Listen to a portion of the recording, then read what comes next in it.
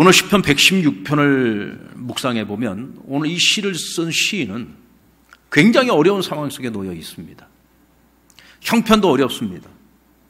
그의 처지가 굉장히 고통스럽습니다. 우리 3절로 4절 말씀을 같이 한번 읽어볼까요? 시작. 사망의 줄이 나를 두르고 수월의 고통이 내게 이르므로 내가 환난과 슬픔을 만났을 때에 내가 여호와의 이름으로 기도하기를 여호와여 주께 구하오니 내 영혼을 건지소서. 내 영혼을 건지소서. 지금 내 형편과 내 처지가 어떤 처지냐? 사망의 줄이 나를 두르고 있다. 끊임없이 사망이 나를 엄습해오고 있다는 거죠. 수월의 고통이 내게 이르렀다. 여기서 말하는 수월은 지옥을 말하는 겁니다. 지금 내 삶이 지옥이라는 거예요. 너무너무 고통이 크다는 거죠. 그래서 슬픔과 환난과 고통뿐이라는 겁니다. 그런데 이와 같은 나의 처지에서 나를 구원해 줄 것을 오늘 이 시인은 하나님께 간절히 요청하고 있습니다. 근데 사실 여러분, 이 형편도 고통스럽지만 아까도 말씀드린 것처럼 이보다 더 고통스러운 것은 내 주변에 있는 사람들, 특별히 내 사랑하는 가족들조차도 끊임없이 많은 말을 가지고서 나를 시험하고 있어요. 내가 믿는 하나님에 대해서 조롱하고 있습니다. 하지만 오늘 시인은 이와 같이 결단합니다. 10절로 11절 말씀을 보시면 내가 크게 고통을 당하였다고 말할 때에도 나는 믿었도다. 내가 놀라서 이르기를 모든 사람이 거짓말쟁이라 하였도다. 자, 나에게 많은 말을 가지고서 나를 시험하는 사람들을 향해서 오늘 이 시인이 말합니다. 너희가 거짓말쟁이다. 너희가 거짓말쟁이다. 너희가 지금 많은 말을 가지고 나를 속이려고 하고 나로 하여금 하나님을 배신하게 만들려고 하지만 나는 절대로 너희에게 지지 않는다. 나는 절대 너희의 말에 굴복하지 않는다. 왜? 나는 믿기 때문이에요. 나는 무엇을 믿습니까? 나는 하나님을 믿습니다. 나를 사랑하시는 하나님을 나는 믿습니다. 나의 기도를 들으시고 내 말에 귀를 기울여 주시는 그 하나님을 나는 의심하지 않습니다. 그러므로 너희가 어떤 말을 가지고서 나를 시험한다 할지라도 나는 거기에 굴복하지 않겠다는 거예요. 여러분, 현실적으로 보면요, 이 사람들의 말이 틀린 말처럼 들리지 않습니다. 현실적으로 보면 정말로 하나님께서 침묵하시는 것처럼 보이고 하나님이 믿는 자를 외면하는 것처럼 보이기도 합니다.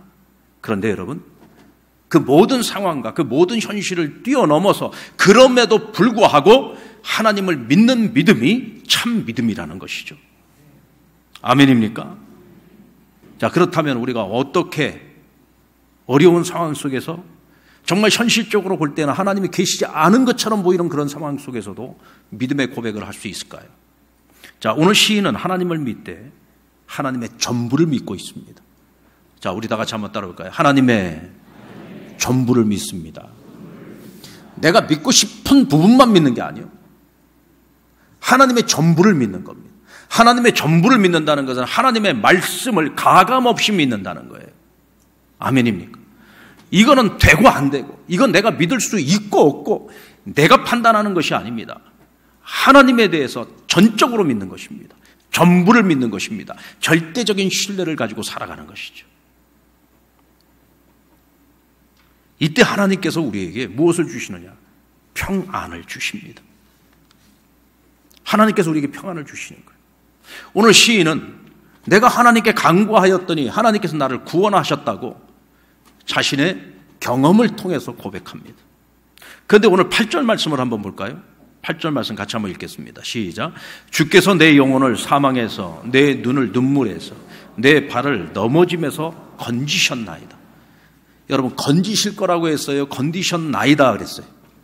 건지셨나이다. 이건 뭐예요? 이미 나를 건져주셨다는 거죠. 과거의 사건처럼 고백을 하고 있어요. 근데 사실은 오늘 이 시는요, 이미 이루어진 것에 대해서 고백을 하고 있는 것이 아닙니다. 아직 이루어지지 않았습니다. 여전히 하나님께 도와달라고 간구하고 있습니다. 나를 구원해달라고 도움을 요청하고 있습니다. 여전히 위기 가운데 있고 여전히 환난 가운데 있습니다. 근데 오늘 시인은 이렇게 고백하는 거예요. 하나님께서 나를 영혼의 사망으로부터 건져내어 주셨고 또 내 눈을 눈물에서 건져내어 주셨고 내 발이 넘어짐에서 나를 건져내어 주셨다. 이미 과거 사건으로, 이미 이루어진 사건으로 고백을 하고 있는 거예요. 여러분, 시편의 다윗의 시편을 보면은 그가 하나님 앞에 기도를 할 때 다윗의 모든 기도시는 마지막이 전부 감사기도로 다 끝납니다. 근데 그 감사기도의 내용들을 보면 이미 하나님께서 이루어진 것에 대하여 감사하고 있어요. 근데 사실은 여전히 삶의 상황은 그대로입니다. 여전히 위기 가운데 가고 여전히 사망의 음침한 골짜기를 걸어 다니고 있습니다. 그럼에도 다윗은 항상 하나님께 기도하고 도와달라고 간구하고 난 후에 이미 이루어진 것처럼 주여 나를 구원하여 주셔서 감사합니다. 이 모든 것을 이루어 주셔서 감사합니다. 원수에게 하나님께서 보응해 주시니 감사합니다. 마치 다 이루어진 것처럼 감사기도로 모든 것을 끝냅니다. 여러분, 이것이 바로 믿음이에요. 여러분, 믿음이라는 것이 뭡니까? 믿음은 미래를 이미 이루어진 과거처럼 생각하고 하나님께 감사하는 거예요. 미래는 아직 보이지 않습니다. 그러나 이미 나는 그 미래에 대한 확신을 가지고 하나님 앞에 이미 이루어진 것처럼 과거의 일을 고백하는 것처럼 그렇게 믿고 살아가는 것이 진정한 믿음이라는 거죠. 왜냐하면 내가 믿는 하나님은 은혜로우시고 의로우시며 긍휼이 많으신 분이라고 오늘 시인은 고백합니다. 오늘 이 시인의 고백은요, 믿음은요, 피상적인 믿음이 아니에요. 그는 하나님을 믿되 하나님의 전부를 믿고 있기 때문입니다. 주일학교 선생님이 어느 날 신학서적을 읽다가 모세와 이스라엘 백성들이 홍해바다를 가르고 그 바다를 건넌 그 사건을 읽게 됐습니다. 그러면서 자유주의 신학자들이 이 사건에 대해서 분석을 해놨는데 홍해라고 하는 이름은 갈대바다라는 뜻을 갖고 있어요. 그러니까 그럼 갈대바다. 아니 바다에 갈대가 있어? 갈대가 있다는 얘기는 여러분 이 바다의 수심이 깊다는 얘기예요? 아니면 아주 얕다는 얘기예요? 얕다는 얘기죠. 갈대가 있으니까. 그렇다고 한다면 이스라엘 백성들이 홍해를 건널 때 그 홍해를 건넌 그 바다가 수심이 깊은 바다에 정말 하나님 말씀대로 바다가 쫙 갈라져가지고 그 길로 마른 땅으로 걸어간 것이 아니라 그 홍해 바다 가운데서도 가장 얕은 곳으로 건너갔다. 여러분 바다가 다 깊은 건 아니잖아요. 그렇죠? 깊은 바다도 있는가 하면 같은 바다이지만 또 얕은 곳도 있잖아요. 그러니까 이스라엘 백성들이 가장 얕은 곳을 찾아가지고 홍해 바다를 건너갔다는 거예요. 이게 자유주의 신학자들이 하는 이야기입니다. 그런데 이것을 선생님이 어린 아이들을 데리고서 이 얘기를 하는 거예요. 여러분 섣부로 배운 사람들이 참 위험한 겁니다. 무식하면 용감하잖아요. 그렇죠? 이때 학생 하나가 벌떡 일어나더니 이렇게 얘기했습니다. 선생님, 정말 우리 하나님은 위대하신 하나님이신 것 같습니다. 왜? 아니 이스라엘 백성들이 가장 얕은 바다를 선택을 해가지고 그 길로 건너갔다고 하는데 애굽의 군대는 어떻게 그 얕은 바다에서 다 빠져 죽었습니까? 여러분 한번 생각을 해보세요. 어떻게 그 애굽의 군대가 바다에서 다 물에 빠져 죽을 수가 있어요? 그렇게 얕은 바다에서. 그게 기적 아닙니까? 여러분 우리가 하나님을 믿어도요 똑똑하게 믿어야 됩니다. 어떻게 믿는 것이 똑똑하게 믿는 겁니까? 나의 생각을 가지고서 하나님의 말씀을 가감해가면서 믿는 것은 잘못 믿는 겁니다. 하나님을 믿되 전부를 믿어야 돼요. 하나님의 말씀을 믿되 전부를 믿어야 되는 것입니다. 이것이 똑똑하게 믿는 것입니다. 아멘입니까? 이와 같은 사람들에게 하나님이 평안을 주시고 그 평안의 능력을 가지고 우리의 마음을 흔드는 그 어떤 사람의 말에도 우리가 이기고 승리할 수 있는 것입니다. 그리고 시인은 끝까지 믿었습니다. 끝까지 믿었습니다. 2절 말씀에 보면 그의 귀를 내게 기울이셨으므로 내가 평생에 기도하리로다. 내가 기도를 하는데 어떻게 기도한다고요? 평생에 기도하리로다. 나는 평생 내 기도를 멈추지 않겠다는 거예요. 그 다음 9절 말씀을 우리 같이 한번 읽어봅시다. 시작. 내가 생명이 있는 땅에서 여호와 앞에 행하리로다. 생명에 있는 땅이 뭐예요? 내가 이 땅에서 생명을 가지고 살아가는 동안 내가 주님 앞에 서는 그날까지 나는 언제나 하나님 앞에서 살겠다는 거예요. 한마디로 말하면 나는 끝까지 이 믿음을 지키고 끝까지 하나님 앞에서 살아가겠다는 것이죠. 여기서 중요한 것은 여러분 끝까지입니다. 믿음생활, 신앙생활 끝까지 잘해야 됩니다. 우리가 하나님 앞에 딱 섰을 때 하나님이 우리에게 물으시는 믿음은 너 옛날에 어떻게 믿었니 하고 묻지 않습니다. 너 여기 오기 직전까지 어떻게 믿고 살았니 하고 묻습니다. 오늘 이 현재의 믿음이 중요한 겁니다. 주님 앞에 가기 바로 그 직전에 내 믿음이 중요한 겁니다. 그래서 우리는 끝까지 잘 믿어야 됩니다. 여러분, 성공하는 사람과 실패하는 사람의 차이는요, 크지 않은 것처럼 보이지만 굉장히 큰 차이를 가지고 있습니다. 성공하는 사람과 실패하는 사람, 그 차이는 끝까지 갔느냐 아니면 중도에 포기했느냐의 차이라고 할 수 있어요. 자, 여러분 산에 올라갑니다. 어떤 사람은 산에 올라갈 때요, 산에 올라가면 마땅히 정상을 밟고 내려와야지 이렇게 생각을 합니다. 그러니까 이 사람은 산에 올라갈 때마다 항상 정상을 맛보고 내려옵니다. 근데 또 어떤 사람은 산에 올라갈 때마다 산을 두려워합니다. 그러니까 정상으로 올라가는 건 나에게 굉장히 위험한 일이야. 나는 여기까지만 하고 중간 어느 지점까지 정해놓고 나는 거기까지만 올라갔다가 내려옵니다. 이런 사람은요, 결국 산에 오르기는 하지만 항상 내가 정해놓은 선까지만 올라갔다 그냥 내려오는 거예요. 정상을 밟지 못합니다. 우리 여기 동성아파트 뒤에 비음산이 있어요. 비음산 정상까지 올라가 본 사람도 있고 항상 중턱까지만 올라갔다 내려오는 사람이 있습니다.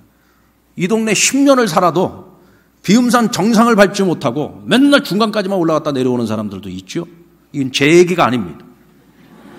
그런 사람들이 있다는 얘기입니다. 제가 지난번에 어느 성도 집에 갔더니 히말라야 산 사진이 쫙 붙어 있더라고요.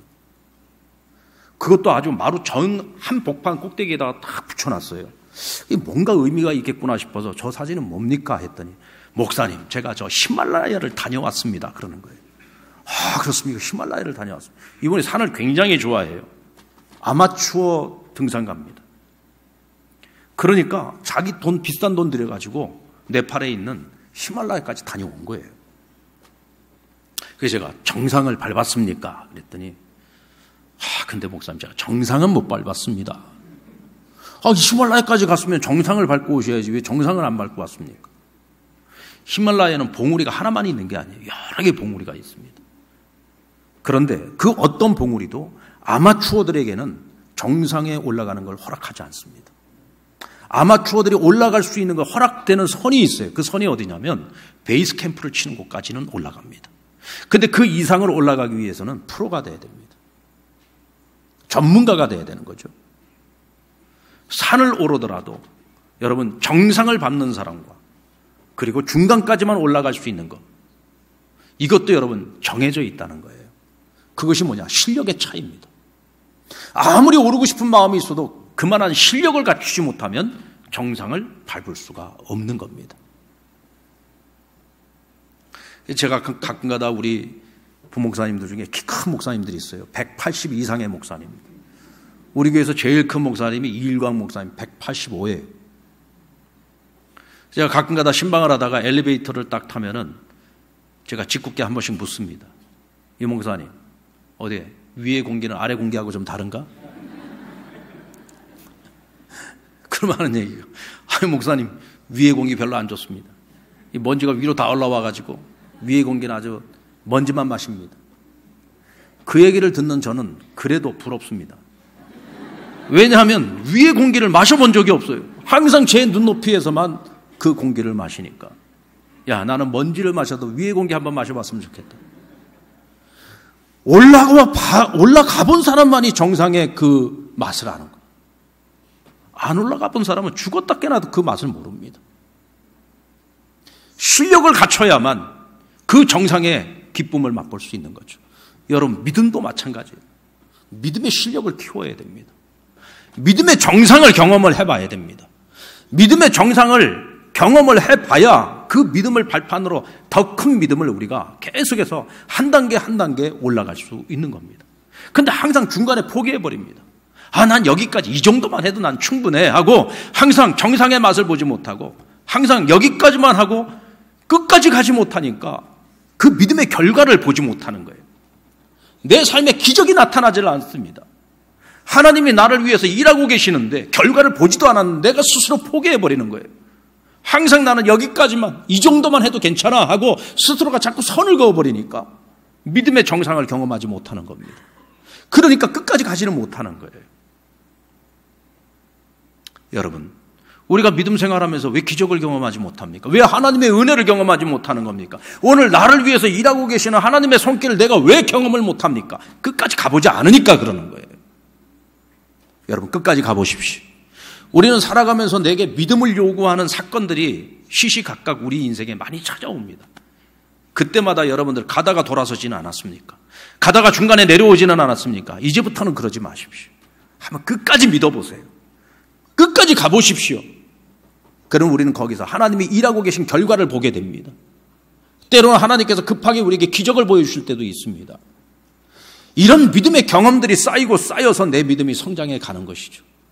언제까지나 우리가 상식선에서만 머물 겁니까? 왜 언제까지나만 중간에 그냥 내려와 버리고 말 것입니까? 오늘 시인은 평생에 기도하겠다고 고백합니다. 평생에 기도하겠습니다. 우리 1절, 2절 말씀을 같이 한번 읽을까요? 시작. 여호와께서 내 음성과 내 간구를 들으심으로 내가 그를 사랑하는도다. 그의 귀를 내게 기울이셨으므로 내가 평생에 기도하리로다. 아멘. 하나님께서 내 기도를 들으십니다. 하나님께서 내 기도를 들어주시기 때문에 나는 평생에 하나님께 기도하겠다는 거예요. 여러분, 누군가가 내 말을 들어주는 거 고마운 일이잖아요. 내가 힘들고 어려울 때 내 말에 진심 어린 마음을 가지고 귀를 열고 내 말에 귀를 기울여 줍니다. 이거 참 고마운 일이거든요. 근데 때로는 그 일 때문에 내가 상처를 받을 때가 있습니다. 왜냐하면 사람이 불완전해서 그래. 나는 정말 믿고 내 속에 있는 고통스럽고 힘든 모든 얘기를 다 털어놓고 다 얘기했습니다. 그러면 내가 속이 시원할 것 같아서 그 사람도 내 말을 열심히 들어줬습니다. 그랬는데 그 말이 돌고 돌아서 나중에 내 귀에 들어왔습니다. 이때 여러분, 정말 그 상처라고 하는 것은 어떻게 이루 말로 다 할 수가 없죠. 우리의 마음속에 있는 고통과 아픔과 상처를 하나님 앞에 토설을 하면은요, 후유증이 없습니다. 하나님 앞에 다 내려놓으면요, 뒤탈이 없습니다. 왜냐하면 하나님께서는 사람들에게는 침묵하시고 나에게는 응답해 주시기 때문에 그렇습니다. 아멘입니까? 오늘 이 시인은 그 맛을 봤습니다. 하나님 앞에 토설하고 하나님 앞에 모든 것을 내려놓고 하나님께 도움을 요청할 때 하나님께 나를 어떻게 구원해 주셨는지, 어떻게 내 말에 귀를 기울이시고 어떻게 나의 길을 인도해 주셨는지 그는 수많은 경험을 가지고 있습니다. 그러므로 나는 누가 나에게 뭐라고 한들, 누가 나를 흔들려고 해도 나는 흔들리지 않고 평생에 하나님 앞에서 기도하며 살겠노라고 고백하고 있는 것입니다. 열왕기하 4장의 말씀에 보면은 한 여인이 선지자 엘리사를 찾아옵니다. 이 여인의 남편은 오늘날로 하면 목사가 되겠다고 선지 학교를 들어갔습니다. 그런데 그때 당시에는 하나님을 믿는 사람들이 심하게 핍박을 당하던 시대였습니다. 그런 핍박 시대에도 불구하고 선지자가 되겠다고 선지 학교를 들어간 겁니다. 참 대단한 믿음이죠? 하나님을 경외하는 사람입니다. 그런데 그런 남편이 어느 날 갑자기 죽어버린 거예요. 병에 걸려서 죽어버렸습니다. 죽기만 하면 괜찮은데 이 사람이 죽고 난 다음에 보니까 빚이 너무 많은 거예요. 엄청난 빚을 진 겁니다. 빚쟁이들이 날마다 찾아옵니다. 아들이 둘이 있는데 이 두 아들이 종으로 팔려가게 생겼습니다. 이 여인이 가슴을 치면서 탄식하는 겁니다. 내 남편이 그렇게 하나님을 경외했는데 그 생명을 굴러갈 뿐만 아니라 빚마저 많이 남겨두어서 이제는 두 자식까지 지금 종으로 팔려가게 생겼습니다. 대체 하나님은 어디 계신 겁니까? 나도 시험에 들 판인데 자꾸 주변에서 또 사람들이 자꾸 찔러댑니다. 하나님 믿으면 뭐하냐? 그렇게 하나님 잘 믿었는데 지금 니네 형편을 봐라. 너희 처지를 봐라. 그래도 하나님을 믿을 거냐? 그래도 하나님을 사랑할 거냐? 그럼에도 여전히 기도만 하고 앉아 있을 거냐? 목구멍이 포도청인데 나가서 뭐라도 해야 될 거 아니냐. 그리고 옆에서 자꾸 흔들어대는 겁니다. 이 여인이 견디다 못해 엘리사에게 찾아온 거예요. 엘리사 선생님, 내 남편이 얼마나 하나님을 경외하는 자인지 당신이 알지 않습니까? 그러니 나를 도와주셔야 되겠습니다. 사람들이 나를 자꾸 찔러대고 있는데 그 하나님이 살아계신 하나님이라는 것을 보여주셔야 되겠습니다. 절 좀 도와주십시오. 이때 엘리사가 이 여인에게 말합니다. 내 집에 그릇이 얼마나 있느냐? 다 가지고 와라. 부족하거들랑 너 이웃들에게 가서 그릇을 빌려오는데 조금만 빌려오지 말고 많이 빌려가지고 와라 그랬어. 이왕이면 큰 것으로. 밖에 가서 사람들에게 그릇을 많이 빌려가지고 왔습니다. 엘리사가 하나님 앞에 기도하고 기름을 붓는데요. 기름이 여러분 마르지 않고 계속해서 기름이 채워지기 시작하는데 빌려온 모든 그릇에 가득가득 기름이 채워졌습니다. 그릇을 많이 빌려왔으면 그만큼 많이 채워졌겠죠. 그리고 나서 엘리사가 말합니다. 이 기름을 팔아서 빚을 갚고 남은 것을 가지고 내 두 아들과 함께 이 가뭄의 때에 살아가라 하고 은혜를 베풉니다. 이 여인이 잘한 게 뭡니까? 이 여인이 잘한 것은 자기도 힘들어요. 나도 자꾸 절망이 찾아오고 낙심이 찾아옵니다. 주변에서 자꾸 나를 흔들어댑니다. 그럼에도 불구하고 그가 절망하거나 낙심하지 않았다는 거예요. 포기하지 않았다는 겁니다. 그리고 내가 할 수 있는 길을 찾았습니다. 오늘 이 여인이 할 수 있는 방법은 딱 한 가지밖에 없어요. 하나님을 찾는 것이죠. 하나님을 찾기 위해서 그는 선지자에게 찾아가서 도움을 요청한 것입니다. 이것이 바로 잘했다는 것입니다.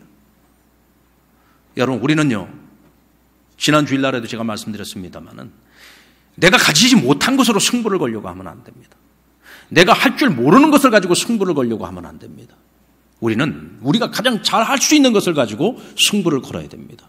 내가 할 수 있는 것으로 승부를 걸어야 됩니다.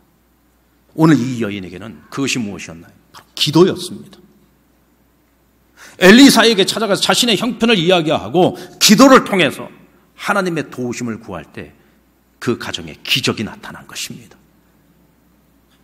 하나님께서 우리 가정을 외면치 아니하셨다. 하나님께서 우리를 이 시련으로부터 구원해 주셨다. 이 한 번의 경험이 이 여인으로 하여금 일평생 살아가는 동안 하나님 앞에서 기도를 멈추지 않게 합니다. 하나님 찬양하는 일을 멈추지 않게 합니다. 하나님을 믿되 하나님의 전부를 믿고 끝까지 하나님을 믿는 일을 포기하지 않도록 만듭니다. 여러분, 저와 여러분의 삶에 지금 어떠한 공고함이 있습니까?